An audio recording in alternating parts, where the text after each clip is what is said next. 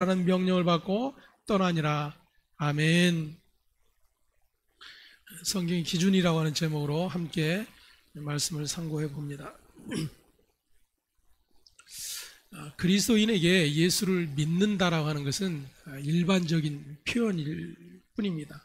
왜냐하면 세상이 알고 있는 그러한 예수이기 때문입니다. 때문에 예수를 믿음도 자신들의 종교적 신앙일 뿐인 경우가 허다하다고 하는 것을 먼저 생각을 해 볼 수 있어야 합니다. 저와 여러분은 예수 믿는 자와 믿지 않는 자 사이에 엄청난 차이가 있다라고 하는 것을 알 수가 있어야 합니다. 이것은 교회 안에 있는 것이냐 밖에 있는 것이냐의 문제를 말하고 있는 것이 아닙니다. 세상에 대하여 어떤 관점을 가지고 있느냐에 따라 특징 지어질 수 있다는 것이죠.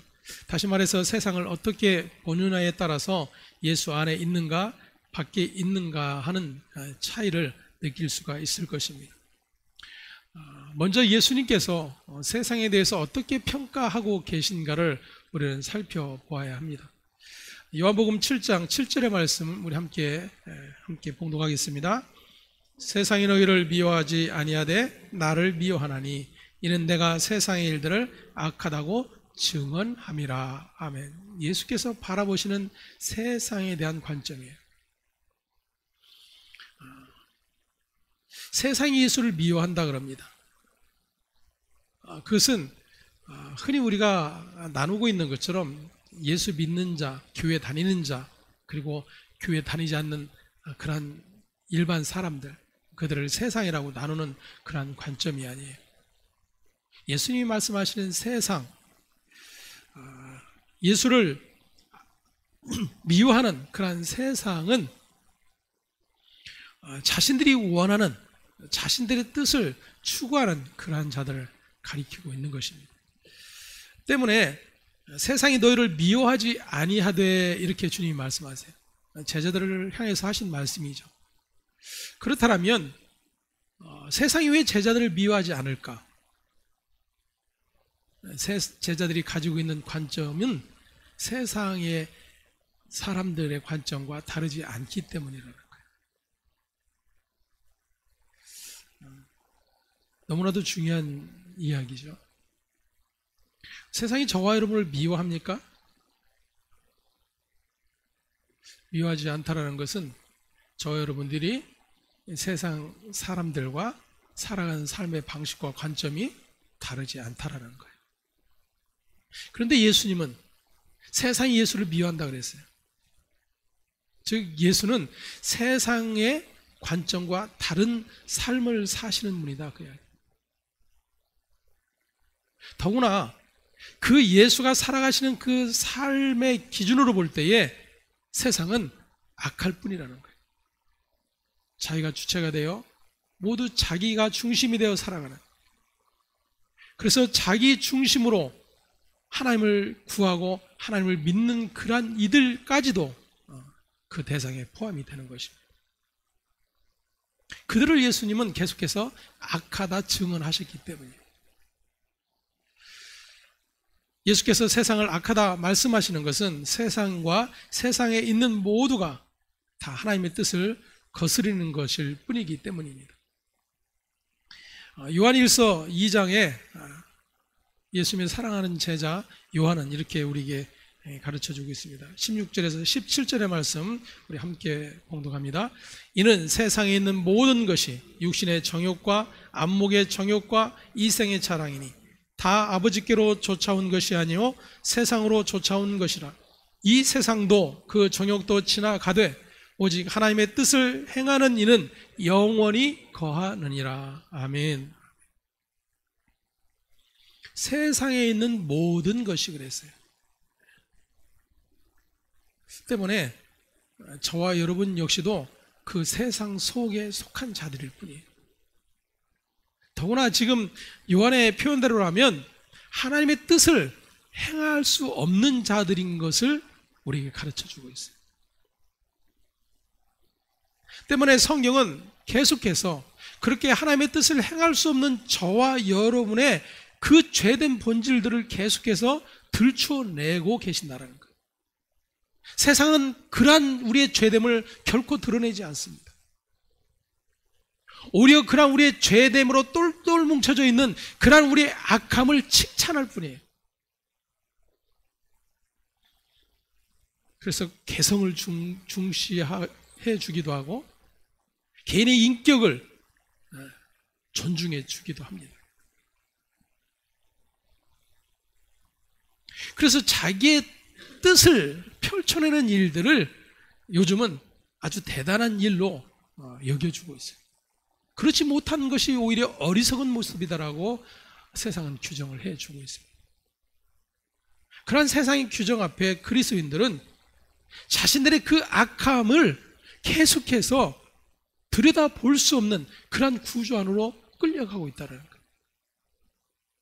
때문에 성경은 계속해서 그러한 우리의 죄됨을 빛으로 드러내고 계신다는 거예요.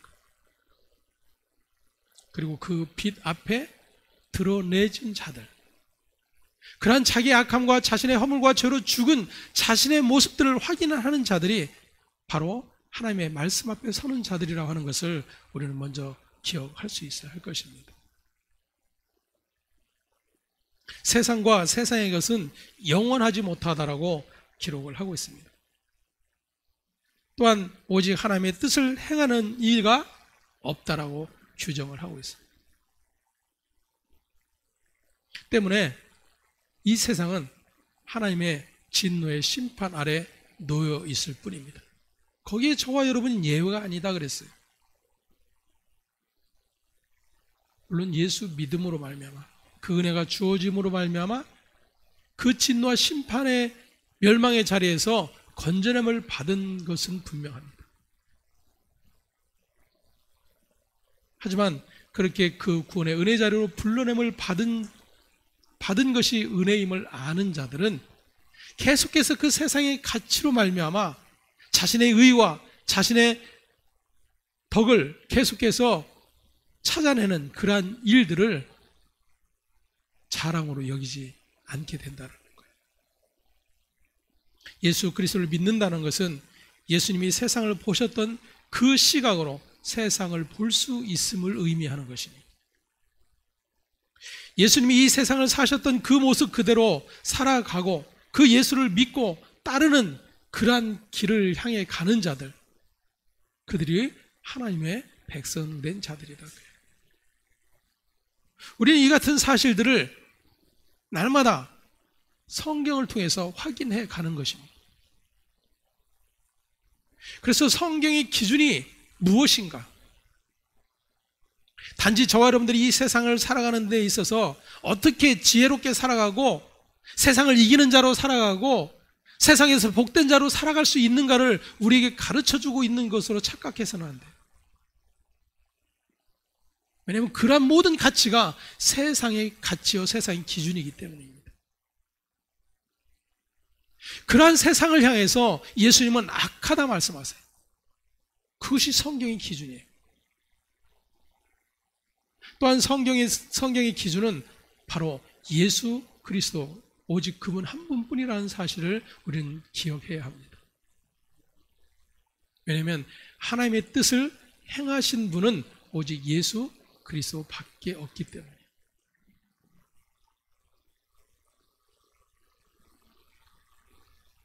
그럼에도 불구하고 세상에 희망이 있고 세상의 것에 대하여 많은 가치를 두고 살아가고 있다면 아직도 예수 안에 있는 것이 아니라 예수 밖에 있다라고 우리는 생각할 수 있어야 할 것입니다. 그렇다면 내가 예수 안에 있는지 밖에 있는지 어떻게 알 수 있는가? 우리는 흔히 이러한 문제들을 자기의 어떤 개인적인 감정과 체험의 근거를 두려는 그러한 경향이 있습니다. 어떤 특별한 체험이나 신기한 이적들에 대한 경험이 우리의 신앙의 바탕이 되는 경우들을 종종 보게 됩니다. 이를테면 내게 예수 믿도록 환상을 보여주셨다든지 아니면 병원에서 고칠 수 없는 그러한 질병을 고쳐주셨다라든지 이러한 개인적인 체험을 가지고 신앙을 이야기하고 예수님이 살아 계시는 것처럼 우리는 이야기하기도 합니다. 하지만 이러한 것들이 사단이 가져다주는 속임수라고 하는 사실들을 우리는 알아야 합니다.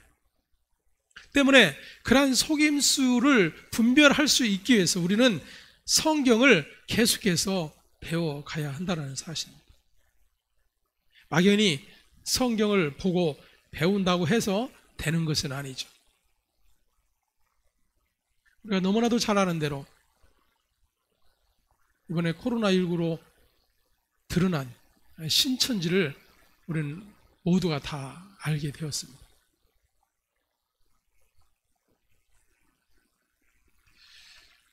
아마 저와 여러분이 그 사람들만큼 성경 공부에 열심을 내고 전도에 열심을 내었다라면 아마 우리 교회는 건축을 했을 거예요. 아마 몇백 명 모이는 그러한 교회가 되었을 수 있을 것입니다.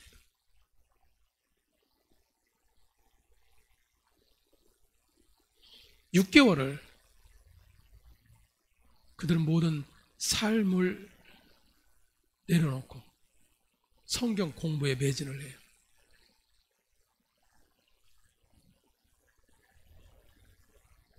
열심히 성경을 암송합니다.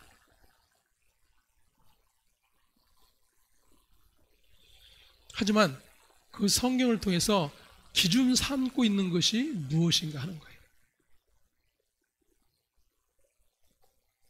이 땅에 존재하는 모든 이단들, 기독교 이단들이 모두 그러합니다. 그들이 다른 경전을 가지고 그들이 모이고 공부하고 예배하지 않아요.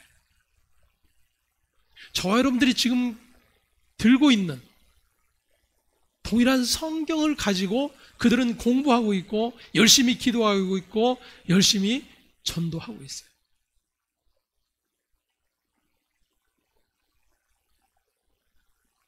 그 기준을 어디에 두고 있는가 하는 거예요. 우리가 이단이라고 여기는 자들이 그렇게 우리와는 다른 생각을 갖고 있기 때문에 다르게 성경을 해석하고 있기 때문에 이단이라고 여기고 있다라면 저와 여러분들은 어떠한가 하는 거예요. 교단이 정하는 이단, 그러한 규정이 아니라 예수님이 말씀하는 그 말씀의 기준으로 볼 때 저와 여러분들은 과연 어떠한가 하는 것입니다. 예수님 말씀하시는 세상에 대한 악함을 저와 여러분들은 보고 있느냐 하는 거예요. 그것을 성경으로 기준 삼고 있느냐 하는 거예요.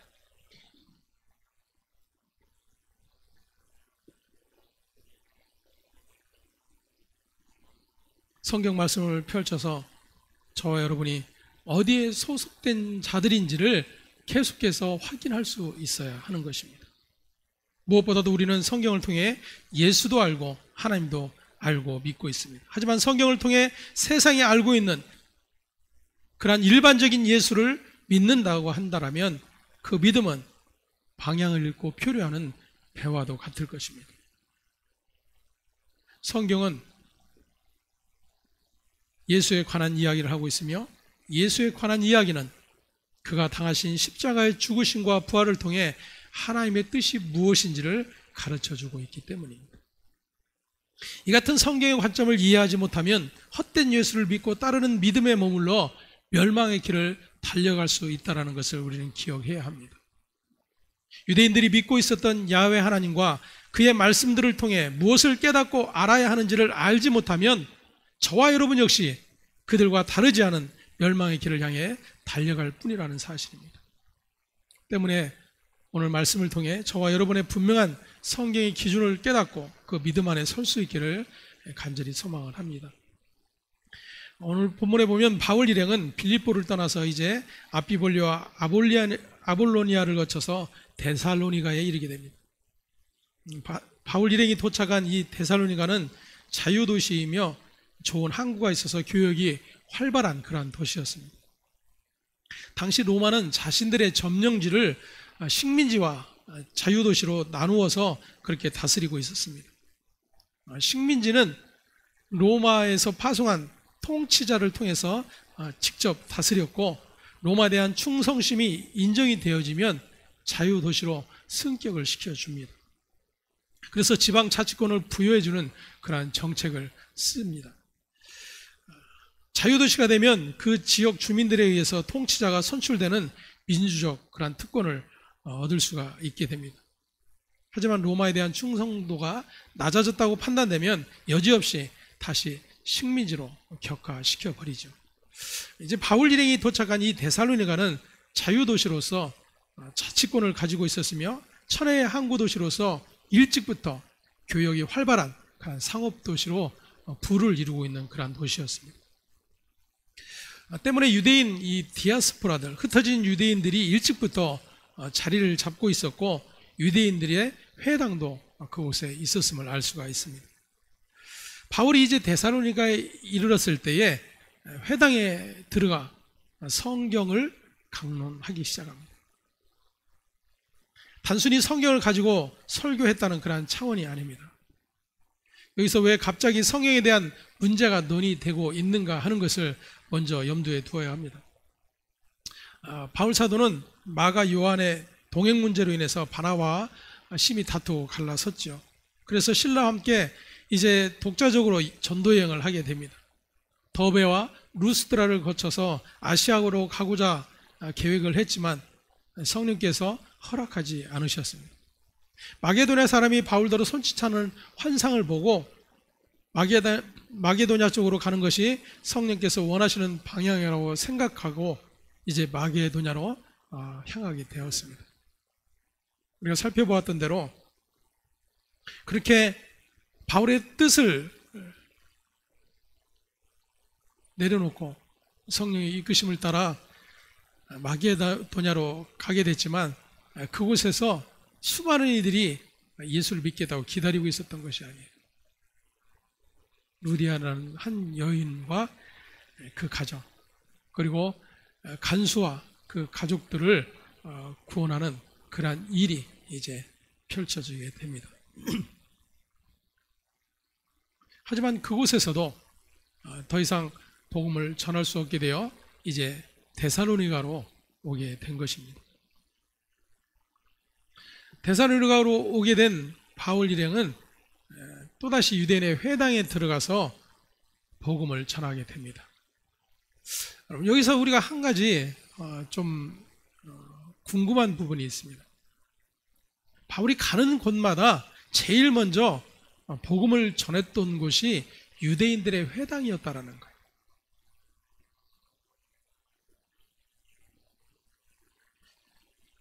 그런데 그 어느 곳에서도 바울이 전한 복음을 그들은 듣지를 않았어요. 오히려 바울이 전하는 그 복음으로 인해서 다툼과 분란이 일어나고 오히려 바울이 공격당하는 그러한 일들만 계속되고 있었어요. 오늘 본문에서도 역시 마찬가지입니다. 바울이 성경을 풀어 가르치기 시작했습니다.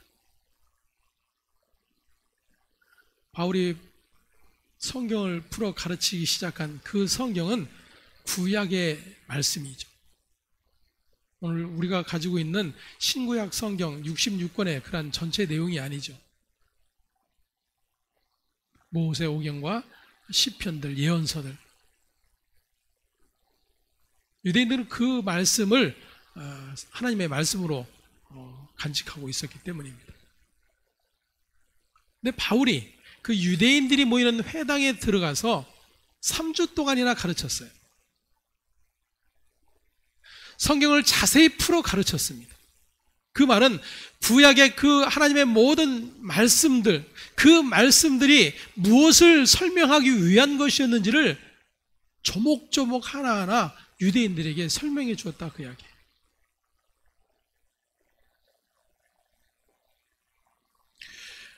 여기서 한번 우리가 생각을 해볼 수 있는 문제는 이것입니다.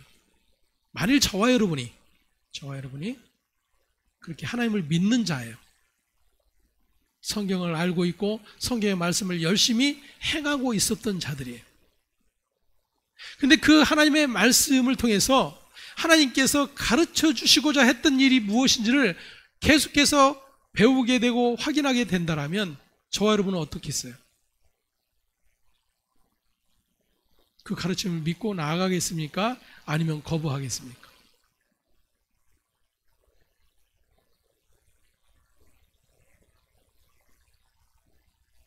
어떠실까요?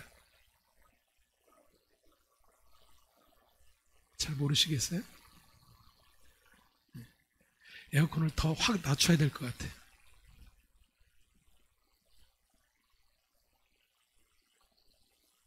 진짜로 낮추면 안 되고. 다들 정신들이 혼미하신 것 같아가지고.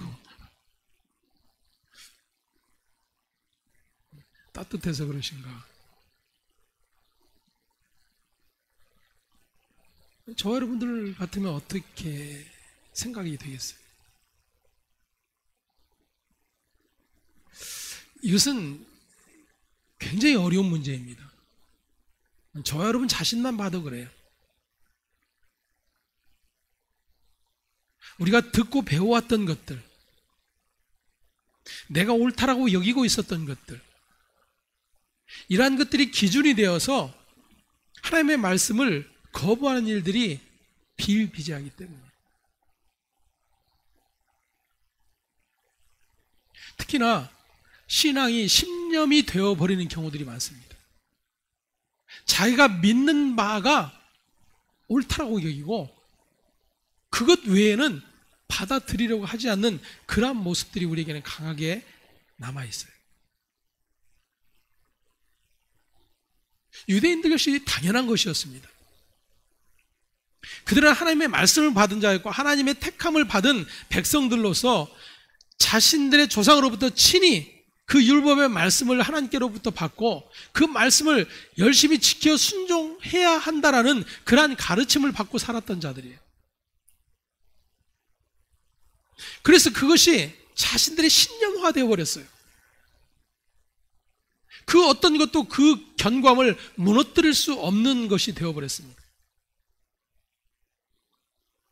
그 중심에는 자신들의 신앙이 있어요. 자신들의 신앙. 내가 믿는 것. 저 여러분은 아닌가요? 예수 믿는다라는 것. 그래서 예수 믿지 않으면 지옥 간다라는 것. 예수 믿어야 천국 간다라는 것이 저 여러분의 이 신앙 안에 확 뿌리내려 있는 내용 아닙니까? 만일 저와 여러분의 누군가가 야, 예수 믿어서 천국 가는 게 아니야.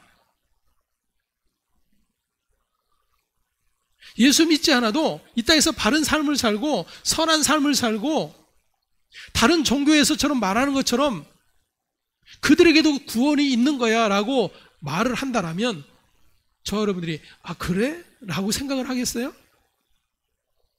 어림없는 소리라고 이야기할 겁니다. 때문에 그러한 것을 우리는 신앙으로 착각을 하게 돼요. 내가 그렇게 믿고 있는 그러한 신념이 신앙이 되어서 다른 어떤 것을 받아들이려고 하지 않는 것입니다. 근데 그것을 우리의 믿음으로 착각하게 된다는 거예요. 유대인들이 지금 그러한 거예요. 자, 그 유대인들에게 성경을 받고 성경의 가르침을 행하고 있는 그들에게 바울이 자신도 유대인이었고 자신도 그러한 삶을 살아왔던 자로서 자신들이 알고 있었던 그 성경을 풀어서 가르쳐주기 시작했어요.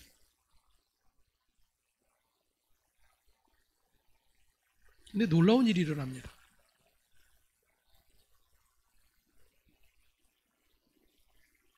우리가 생각할 때는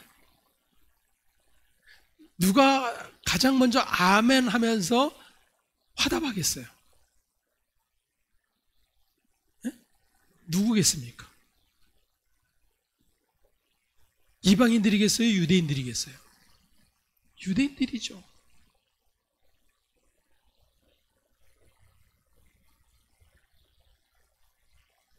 그런데 유대인들이 거부를 해요.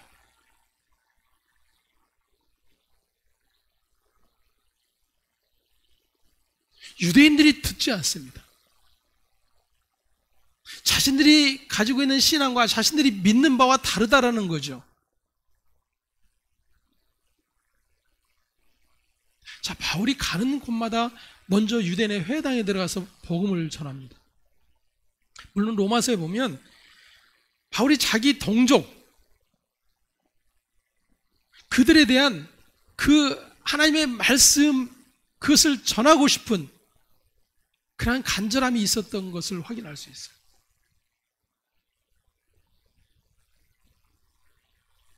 반면에 그렇게 자기의 신념으로 똘똘 뭉쳐진 그들, 여호와 신앙으로 확고하게 굳어진 그들에게 그 복음이신 예수 그리스도는 오히려 그들을 믿음 없는 자들로 계속해서 구분해내는 일을 하고 있어요.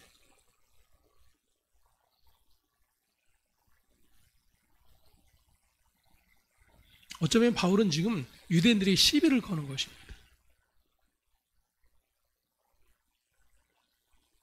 예수님이 이 땅에 오셔서도 역시 마찬가지였어요. 예수님은 늘 시비를 걸어요.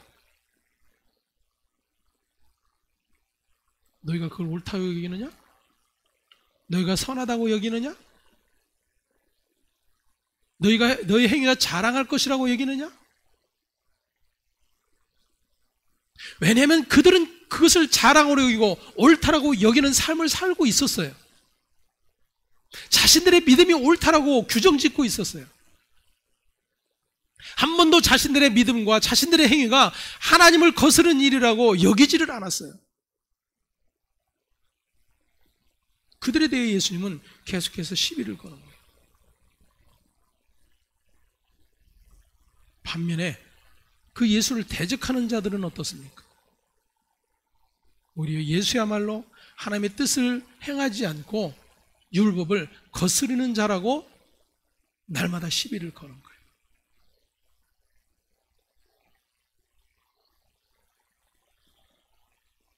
바울이 유대인들에게 성경을 풀어 새 안식일을 가르쳤어요.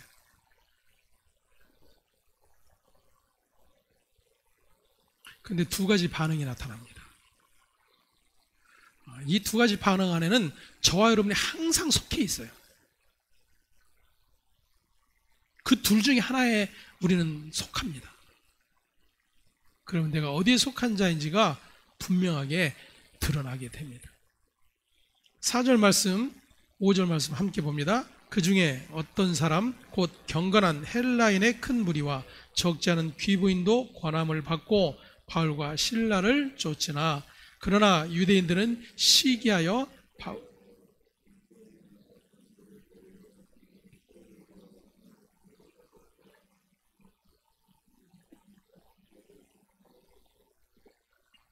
아멘. 둘로 나뉘어지게 됩니다. 하나님의 말씀을 풀어 가르쳐 전해주는데 그 말씀을 받는 무리가 둘로 나뉘어지게 돼요.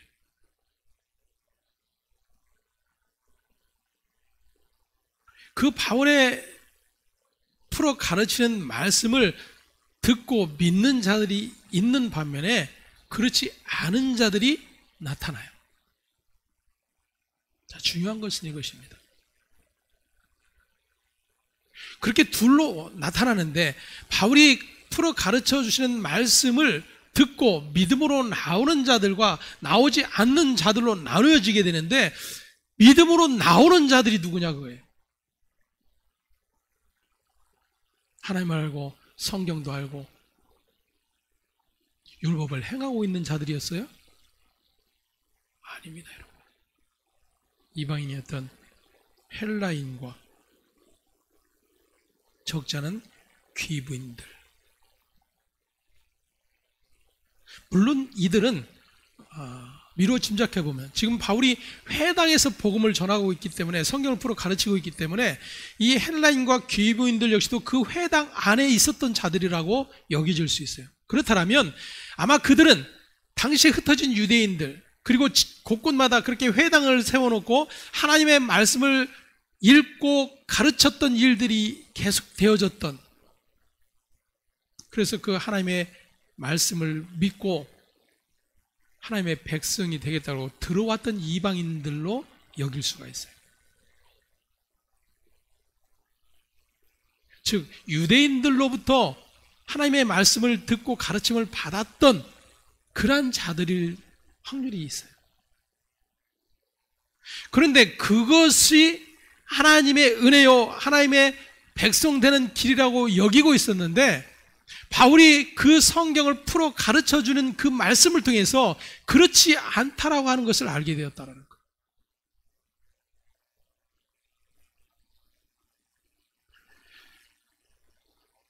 바울이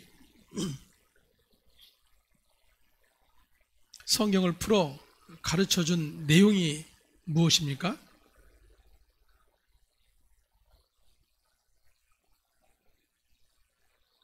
뜻을 풀어 그리스도가 해를 받고 죽은 자 가운데서 다시 살아나야 할 것을 증언하고 이르되 내가 너에게 전하는 이 예수가 곧 그리스도라, 이렇게 전파했다, 그 이야기예요. 성경을 풀어 가르쳤던 내용의 핵심이 뭐예요? 예수 그리스도예요.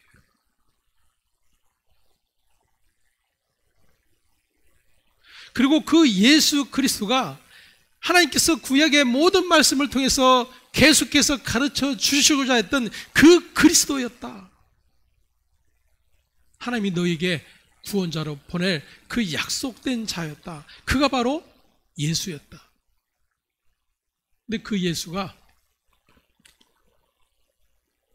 십자가에 처형된 그런 사람이었다.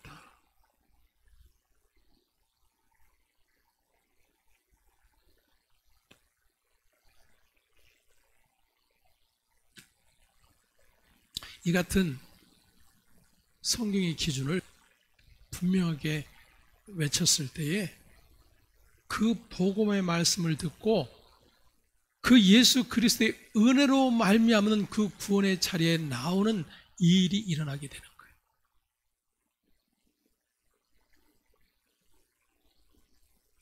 반면에 자신들이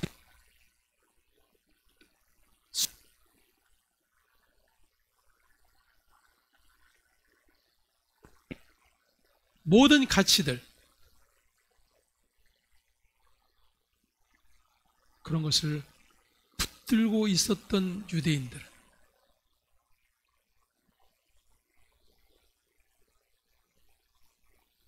결코 받아들이려 하지 않고 있다는 거예요.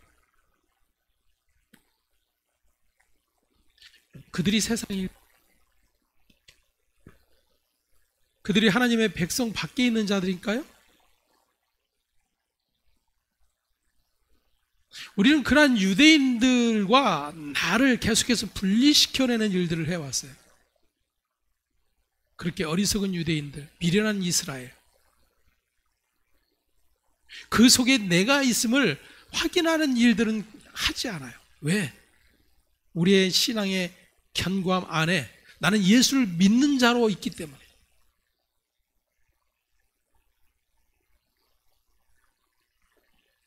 하지만 그 예수를 믿으면서 나는 무엇을 계속해서 열망하고 소망하고 있는가?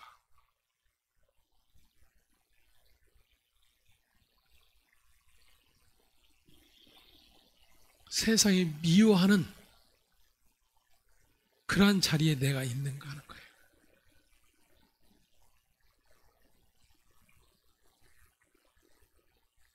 동일한 성경인데 유대인들이 믿고 기준 삼는 것은 율법 자체이며 자신들의 행함의 기준을 성경에서 찾고 있을 뿐입니다.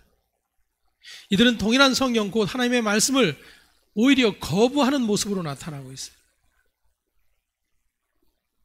하지만 바울이 성경을 풀어 가르치는 예수를 믿는 자들은 자신들의 행함이 아닌 예수 그리스도의 십자가의 죽으심과 부활을 통한 하나님의 구원의 은혜가 무엇인지를 깨닫게 되었다는 거예요. 이같이 동일한 성경을 통해 그 기준을 어디에 두고 있는가에 따라서 분명하게 나뉘어지고 있는 것을 보게 됩니다. 지금 말씀이 갈라놓는 거예요. 흔히 우리가 오해할 수 있는 것처럼 말씀을 통해서 그 안에 있는 자와 그 안에 있지 않는 자를 이렇게 갈라놓는다라고만 여길 것입니다.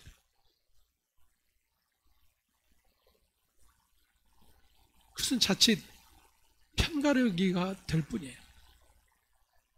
또다시 복음 안에 있는 자와 복음 밖에 있는 자를 구분하는 그런 악함만 있을 뿐이에요.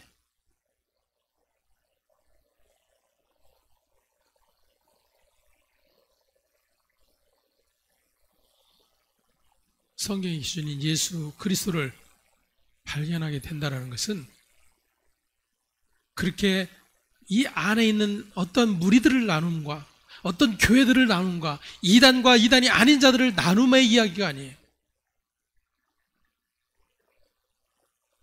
저와 여러분 안에 있는 악함에 대한 이야기입니다. 내 안에 있는 믿음과 불신앙의 이야기를 하고 있는 거예요.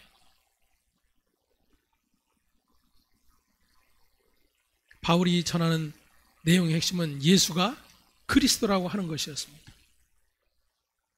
이것이 바울의 전 생애에 있어서 유일한 내용이었어요. 하지만 유대인들은 예수가 한낱 인간으로 하나님을 모독하다가 십자가에 죽은 자로만 알고 있을 뿐입니다. 그런데 바울에게는 그렇게 인간에 의해서 십자가에 못 박혀 죽은 예수가 하나님이 약속한 그리스도라고 하는 사실이 믿어졌다 그 이야기.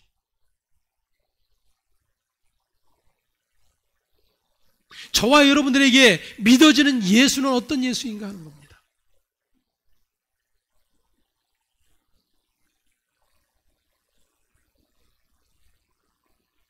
바울처럼 자신이 믿는 바를 증거할 수밖에 없고 생애 전체의 유일한 내용으로 삼을 수밖에 없었던 것처럼,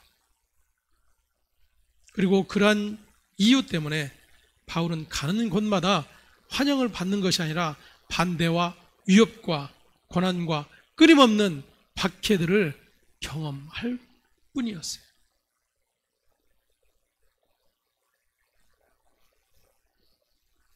우리는 복음을 전하면, 그리고 흔히 말씀을 선포하는 목사들은 자신이 무언가 잘 가르치고 전하면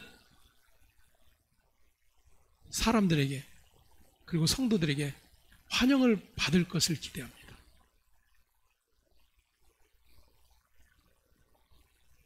하나님의 말씀이 선포되어지면 그 말씀 안에서 참 빛인 예수 그리스도가 드러나게 되면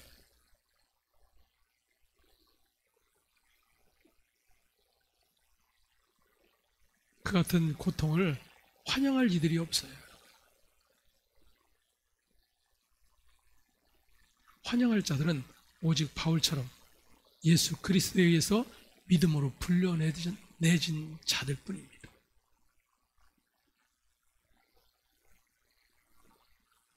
말씀을 통해 나의 죄됨과 나의 치부와 나의 악함들이 드러나면 드러날수록 그 고통 안에서 하나님의 은혜의 그 소망을 더욱더 단단히 붙잡게 되는 일이 일어나게 되는 거예요.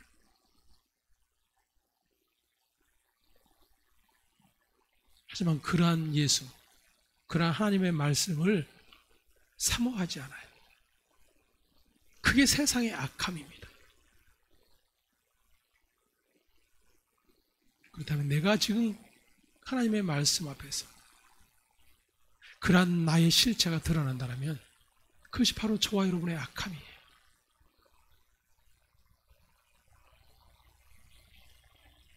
성령께서 아시아로 가지 못하게 하시고 마게도냐로 인도하셨던 길은 바울 개인을 위한 것이 아니었어요.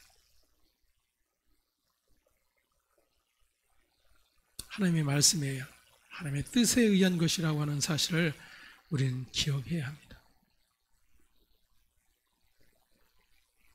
때문에 그 길을 향해서 가게 되는 그 과정들이 힘들고 고통스럽고 환영받지 못하는 일들이 반복이 되어도 그 길이 복된 길이라고 하는 사실을 믿고 있기에 그 길을 변함없이 갈 수가 있는 거예요. 저와 여러분 역시도 마찬가지입니다. 저와 여러분에게 주어진 복이 무엇인지를 알게 된다라면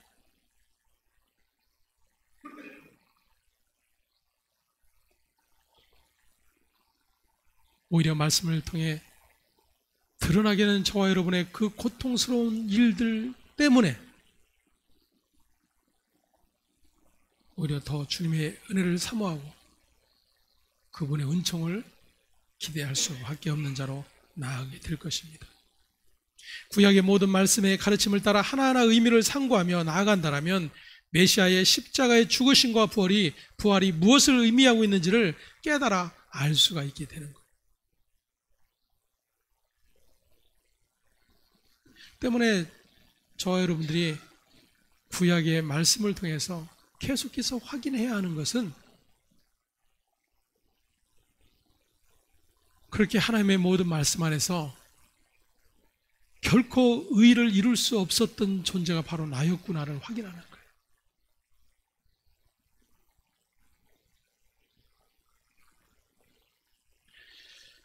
이스라엘이 바벨론 포로에서 돌아와서 행했던 일들이 있습니다.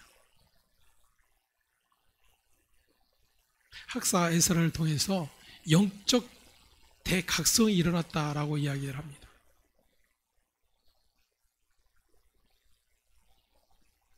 요아스가 성전을 보수하다가 그 다락에서 율법책을 발견하고 그 율법책을 읽게 되니까 자신들이 왜 지금 포로 생활을 하게 됐었는지 결국 하나님의 모든 말씀을 지켜 행하지 않은 불순종 때문이었다라고 여기게 되는 거예요. 그리고 그들이 이야기합니다. 하나님 앞에 우리가 회개하고 하나님의 말씀에 순종하자.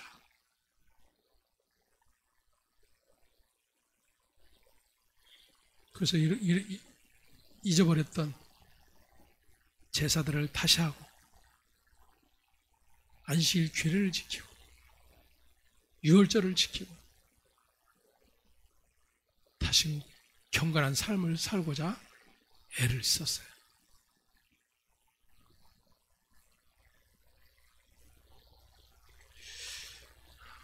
때문에 우리는 그러한 에스라의 영적 부흥 운동을 바라보면서 이 땅의 교회도 영적 부흥이 일어나야 된다라는 그러한 이야기들을 자주 합니다.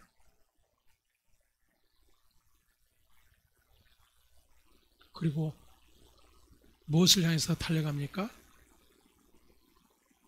영적 부흥을 이루기 위해서 무엇을 해야 되는가를 찾는 거예요. 아, 우리가 기도를 하지 않았구나. 불쌍한 이웃들을 돌아보지 않았구나. 하나님의 말씀에 순종하지 않았구나. 어떻게 해야지? 순종해야지. 기도해야지.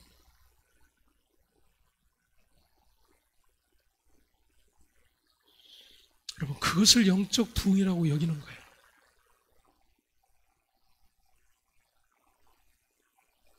자, 하나님께서 구약의 이스라엘 백성들에게 율법을 통해서 가르쳐 주시고 했던 것이 뭐라고 그랬습니까? 하나님 앞에 결코 의롭게 설 수 없는 자가 하나도 없다라는 것을 알게 하기 위한 것이다 그랬어요.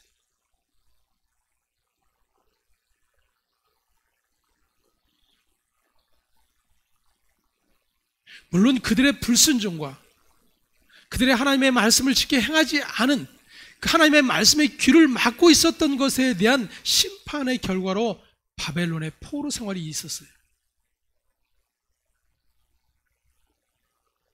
하지만 계속해서 하나님께서 선지자를 통해서 말씀하고 계셨던 것이 무엇인가를 알아야 됩니다.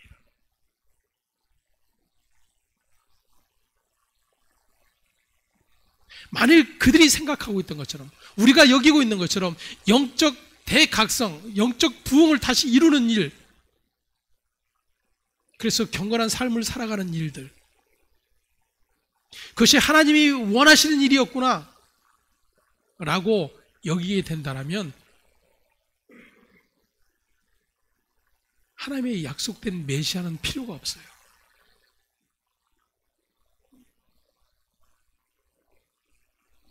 여러분, 이게 굉장히 중요한 문제입니다. 그렇다고 해서 우리가 영적인 일에 관심을 기울이지 않아야 될까?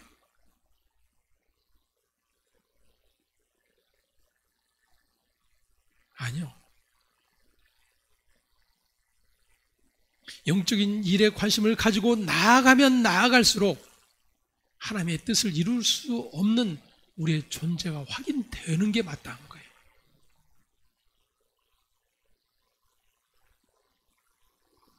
그래서 하나님이 약속하고 계신 메시아가 왜 오셔야만 했는지, 왜 하나님이 이 땅에 오셔서 친히 사람의 모양으로 십자가에 달려 죽으셔야만 했는지, 그 이유가 자신에게서 확인돼야 돼요. 예수 믿지 않는 세상, 악한 세상, 온갖 산에 절을 세워놓고 복을 비는 그런 헛된 우상을 섬기는 자들? 아니에요, 여러분. 저와 여러분에게서 찾아야 돼요.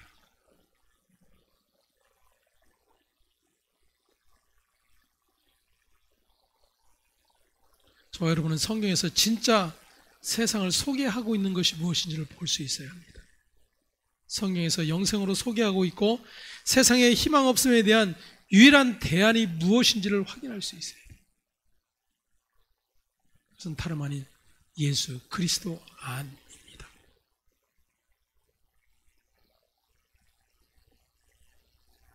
그렇다면 예수 그리스도 안에 있음이 무엇인지를 우리는 무엇을 통해서 확인할 수 있겠는가 하는 거예요. 내가 예수 그리스도 안에 있는 자요, 내가 예수와 연합된 자라고 하는 사실을 어떻게 확인할 수 있는가? 내가 예수 믿기 때문에? 교회 나오고 있기 때문에? 기도 열심히 하고 있기 때문에? 아니요.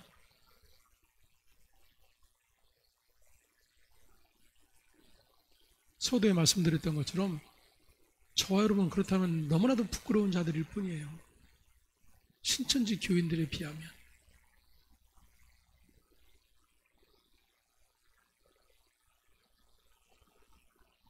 자신들의 모든 재산을 헌납하고 자신들의 모든 시간을 다 헌납하고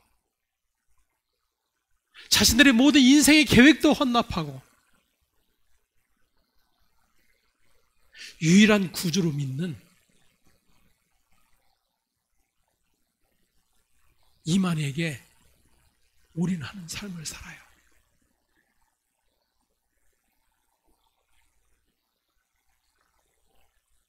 저와 여러분은요, 비교도 할 수 없어요. 그러한 것을 우리의 가치로, 우리의 행위로 찾으려고 한다면 우리는 믿음 없는 자일 뿐이에요.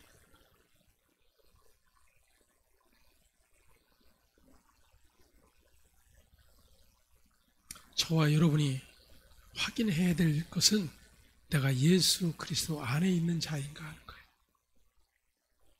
즉 예수 그리스도의 십자가의 죽으심과 부활이 나와 어떤 관계가 있는가?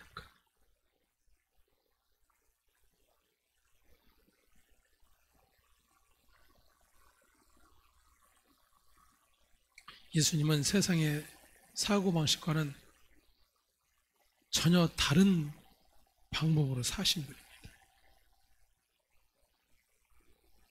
그런데 그리스도인이 예수를 믿는다고 하면서 그 예수를 따른다고 하면서 그 예수와 연합된 존재라고 여기면서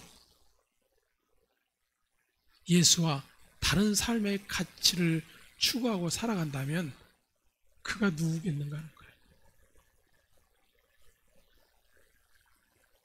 그들이 지금 유대인이에요. 하나님의 말씀을 풀어 가르쳐 줌에도 불구하고 그 말씀과 나는 상관없는 자일 뿐이다라고 외치는 자들이.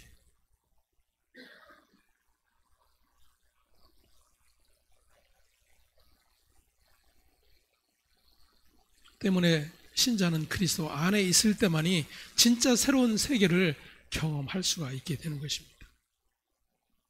저와 여러분의 사적인 감정과 사적인 믿음에 의해서가 아니라 하나님의 말씀으로 그것을 확인해 가는 것입니다. 성경 공부를 통해 내가 세상의 기준과 세상의 방식으로 사는 것이 아닌가 하는 것을 항상 확인해 가는 거예요. 그 예수의 삶과 내가 동일한 삶의 자리로 가고 있는가? 여러분, 그것은 우리의 행함을 근거로 이야기하는 것이 아니에요, 결코. 예수처럼 불쌍한 사람들을 돕고 사랑하고 그들을 긍휼히 여기고 그런 것이 하나님께서 우리에게 요구하심이 아니에요.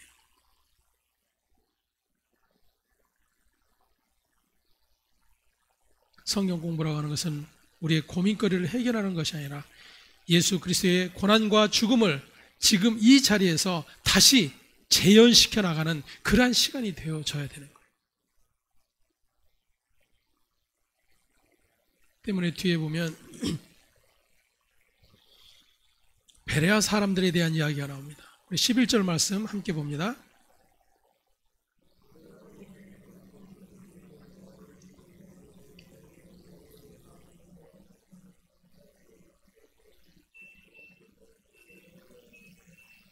아멘.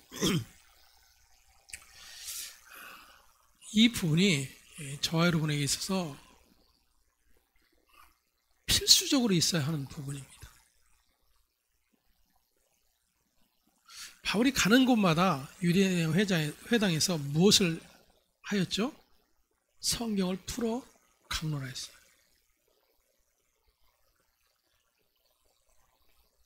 구약의 모든 말씀을 통해서 십자가에 달려 죽으시고 부활한 그 당시에 살고 있었던 사람들이 들어 알게 된 예수의 죽음은 사형수일 뿐이에요. 사형수일 뿐이에요. 십자가 처형은 가장 극악한 그런 범죄자들을 처형하는 도구였기 때문에 그렇게 정치적인 면에서는 로마를 대항하려고 자기의 세력을 구축하다가 그렇게 죽은 예수로만 여겨질 수도 있어요. 유대인들에게는 하나님의 이름을 모독한 죄로 죽은 자라고 여길 뿐이에요.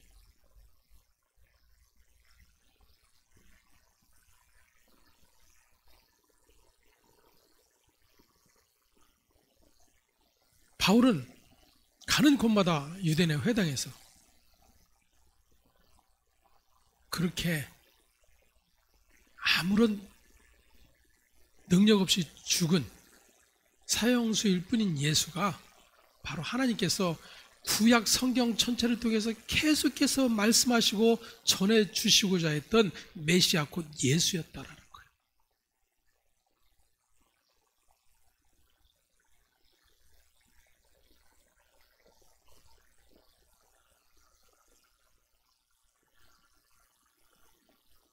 그리고 그 죽음은 예수 개인의 죄로 인한 죽음, 하나님의 이름을 모독한 죄로 인한 죽음이 아닌 바로 하나님 앞에서 하나님의 기준을 결코 이뤄낼 수 없는 모든 악한 인간의 죄를 대신한 죽음이었다는 사실을 가르쳐주고 있는 거예요. 그 모든 인간 안에 누가 있어요? 내가 있어요. 내가 있음을 확인하지 못하는 자들이 유대인이에요. 그것도 성경을 너무나도 잘 알고 성경의 말씀을 열심히 행한다고 했던 자들.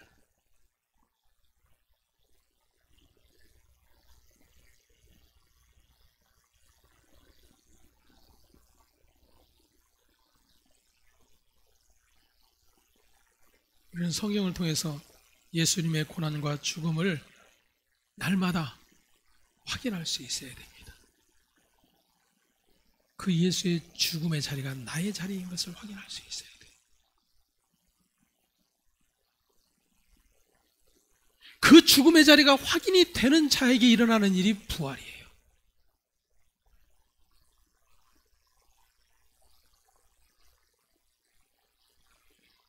물질의 복, 건강의 복, 자식의 복, 이런 복들,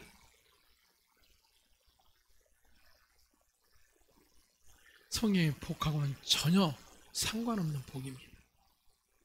성경은 그러한 저급한 것을 복이라 말하지 않습니다.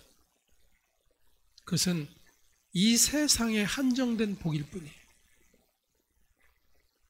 이 세상이 가치로 여기는 복일 뿐이에요. 신자는 세상이 가치로 여기는 복을 추구하는 자가 아니라 하나님이 복으로 여기는 것을 추구하는 자들이에요. 하나님 복으로 여기는 자, 바로 예수가 저와 여러분들의 유일한 복임을 아는 자들.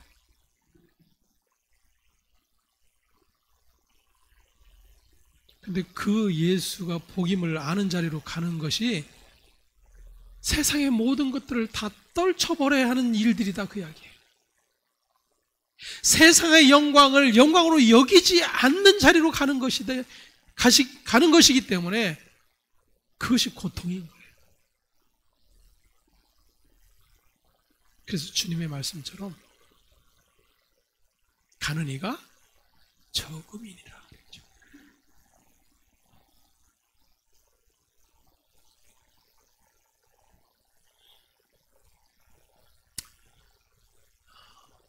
저 역시도 마찬가지지만 저와 여러분 모두가 그렇지 않습니까?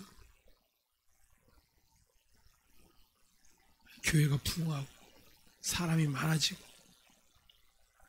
예배당도 건축하고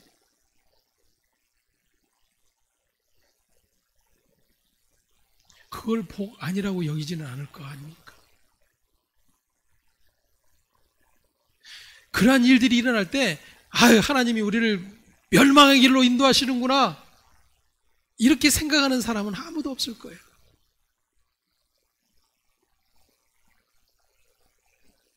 그리고 그러한 일들을 이루어내신 하나님 찬양합니다. 영광 받으소서. 이게 우리의 마땅함이라고 여기죠.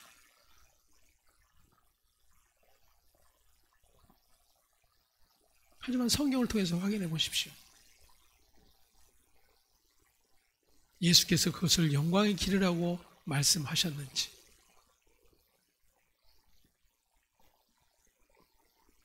하나님께서 그걸 복이라고 명하셨는지, 우리는 하나님도 믿고 예수도 믿고 있지만 성경의 기준을 삼고 있지 않아요. 오히려 성경을 가지고 세상의 기준에 어떻게 하면 부합되게 할 수 있는가를 믿고 있을 뿐이죠.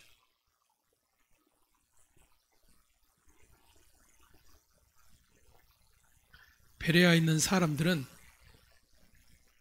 바울이 전해준 풀어 가르치는 그 말씀에 귀를 기울입니다.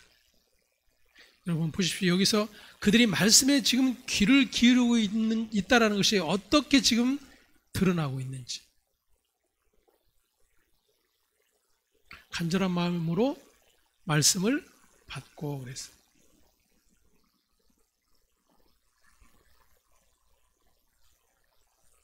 그 다음에는요,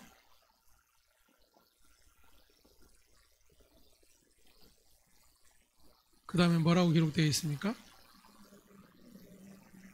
날마다 성경을 상고함으로. 날마다 성경을 상고해야 돼요. 그런데 그 상고하는 내용이 뭐예요? 오늘도 이웃을 사랑하고 말씀하셨구나. 내가 사랑할 이웃은 누군가? 내가 누구를 미워하고 있었지? 그 사람이 오늘 전화를 해야 되겠구나. 아니면 맛있는 식사라도 대접해 줘야 되겠구나. 이게 성경을 상고하는 걸까요?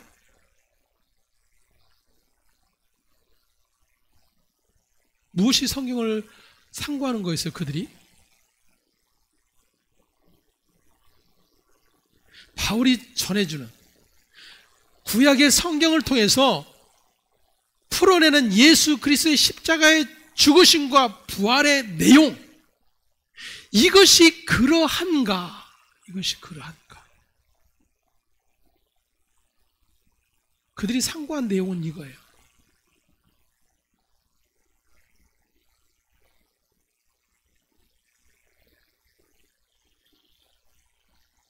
오늘날 그리스도인들 안에 이 같은 일들이 일어나야 됩니다.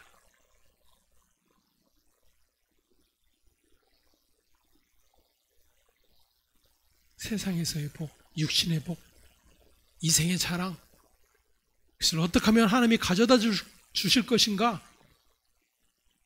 그런 약속의 말씀은 무엇인가?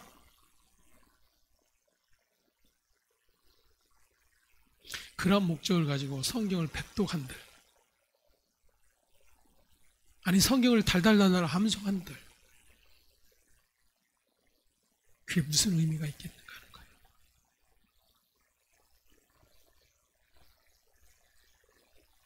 그렇다고 해서 안 읽어도 된다는 거 아니에요, 여러분. 저와 여러분들이 해야 될 일은 뭐예요? 이것이 그러한가 하여 성경을 읽어도 기도를 해도 그 내용을 무엇을 담고 있는가요? 하나님의 말씀을 읽으며 이것이 정말로 예수 그리스도의 십자가의 죽으심과 부활에 대하여 이야기하고 있는 것인가? 그리고 그 십자가의 죽으심의 그 죄됨의 자리에 과연 나는 지금 어떤 모습으로 서 있는가? 이러한 것을 상고한다 그러는 거예요.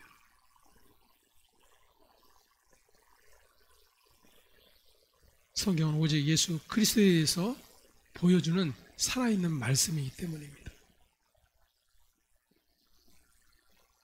때문에 성경 말씀을 통해서 예수를 따르고자 하는 마음이 있는 자가 바로 신자요 성도라고 하는 사실을 우리는 다시 한번 기억을 해야 합니다.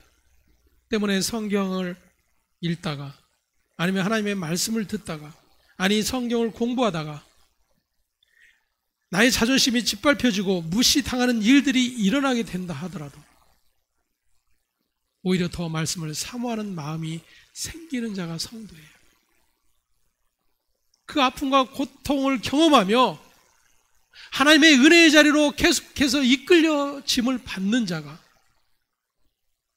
그리고 그 자리가 복됨을 아는 자가 성도라고 하는 사실을 기억하시기를 바랍니다. 교회는 예수님께서 악하게 보셨던 세상을 악하다고 성경으로 증거할 수 있어야 합니다. 또한 성도는 모일 때마다 말씀을 통해 이 같은 사실들을 계속해서 확인해야 합니다. 뿐만 아니라 십자가를 통해서만이 주어질 수 있는 주님의 나라가 진짜 세상인 것을 성경에서 찾고 그 성경을 통해 저와 여러분들의 자리를 확인해 갈 수 있는 그런 모습들이 저와 여러분에게 있어야 된다고 이야기해요.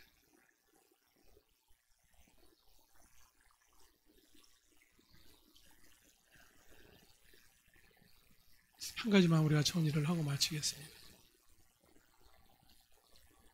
신자들이 흔히 착각하는 것이 좋은 설교자를 만나면, 좋은 목회자를 만나면 건강할 수 있고 건강한 신앙생활을 할 수 있다라고 여겨요.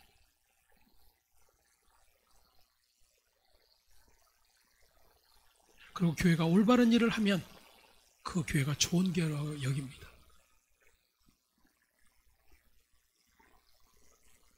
여러분 잘 생각해 보세요. 무슨 세상의 기준일 뿐이에요. 예수님께서 이 땅에 오셔서 예수님이 친히 말씀을 하셨어요. 그럼에도 불구하고 그 구약의 모든 말씀을 통해서 예수 그리스도를 기준으로 여기지 않던 자들은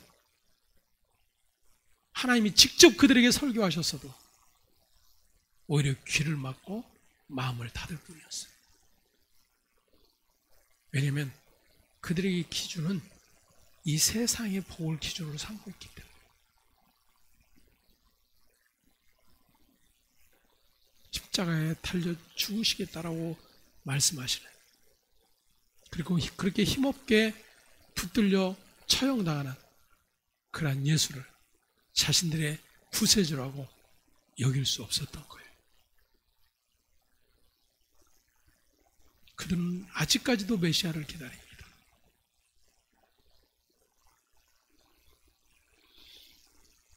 저와 여러분은 어떤가요? 우리가 기대하는 예수, 우리는 성경에서 말하고 있는 그 기준을 어떻게 이해하고 바라보고 있는지, 누가를 통해서 소개되어지고 있는 이 베레아 있는 성도들처럼 하나님의 말씀이 그렇게 들려진다라면 그것이 정말로 그러한가를 계속해서 살펴나가야 돼요. 목사의 말이 진짜인지 아닌지 이것을 살피는 것이 아니라 예수 그리스도의 십자가의 죽으심과 부활과 어떻게 연관이 되어 있는지를 살필 수 있어야 한다, 그 이야기예요. 그것을 제대로 풀어 가르치는 목회자, 그러한 교회라면 좋은 교회예요. 저는 그렇게 여깁니다. 교단 상관없어요.